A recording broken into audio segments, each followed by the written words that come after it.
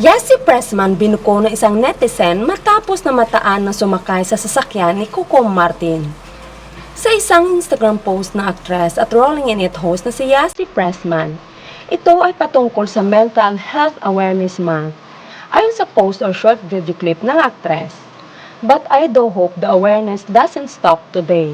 As we learn how to empathize more with the people around us, we learn to care more, we learn to love more." Dagdag pa ng actress, check up on your family and friends and just make sure they're doing okay. Maraming mga netizens ang nagpost ng comment na nagpapasalamat sa actress dahil sa pag-remind nito by posting on her Instagram account. Ayon sa comments, salamat sa paalala, Yase, sa awa naman ng Diyos at nagpapasalamat sa kanya lagi.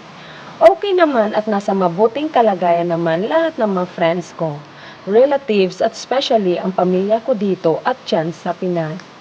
Ingat lagi, God bless, mahal ka namin at Yasi Pressman, sobra. Bagamat may isang comment ang nag-stand out ayon sa kanya, sa loob ng sasakyan ni Cardorian talaga naman nagmatanglawin ang mata ng isang netizen at nanotice pa ang background ni Yasi Pressman. Sobrang napakamaalalahanin talaga ng aktres na si Yasi Pressman.